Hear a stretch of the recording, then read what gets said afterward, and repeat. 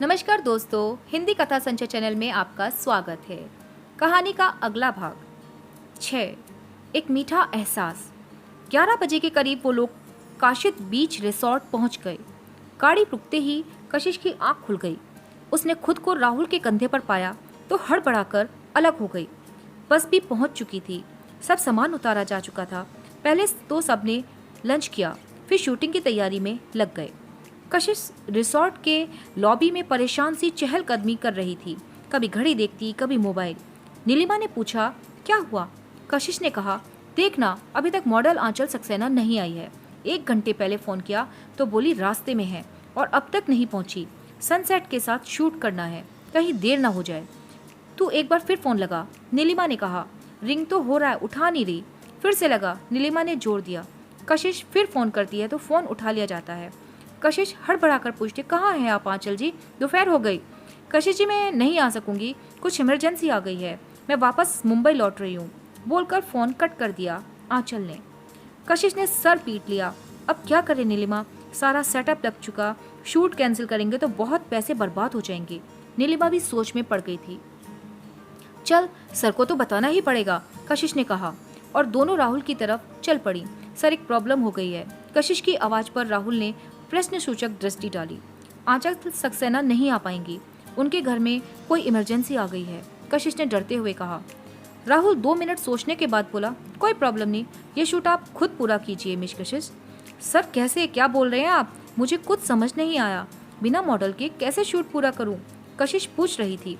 आप खुद मॉडल बन जाएं, साड़ी आप पर भी बहुत अच्छी लगती है, राहुल ने कहा और वहां से चला गया। कशिश आश्चर्य से उसकी तरफ देखती रह जाती है। मुंह खुला हुआ, गाल पर हल्की शर्म की लाली। ये क्या बोल गए? मतलब खड़ूस को उस दिन में अच्छी लग रही थी। जोर से हंसने लगती है। नीलिमा भी साथ में हंसती है। समुद्र के किनारे सारा सेटअप लग चुका था। कशिश भी कंपनी की बनाई साड़ी पहनकर रेडी हो गई थी। सलीके से किया मेकअप उसकी खूबसूरती को बढ़ा रहा था। खुले बालों में वो बादल में छिपी चांद की तरह लग रही थी। शूटिंग शुरू हुई। राहुल भी वहीं था और शूट देख रहा था। कशिश पता नहीं क्यों उसके सामने नर्वस हो रही थी। 2-4 रीटेक के बाद भी कुछ ढंग से नहीं हो पा रहा था। राहुल कशिश के पास आ रहा था। उसको आते देखकर कशिश रुआसी हो गई कि अब डांट पड़ जाएगी, लेकिन राहुल ने कशिश को डांटा नहीं। बहुत धीरे से कहा, मिस कशिश, आप बहुत अच्छी लग रही हैं और जानता हूँ कि आप बहुत अच्छे से कर सकती हैं। मेरा यकीन मानिए और बिना डरे बिना संकोच शूट पूरा कर डालिए। कशिश की बहुत अच्छा लगा राहुल का उस पर विश्वास करना।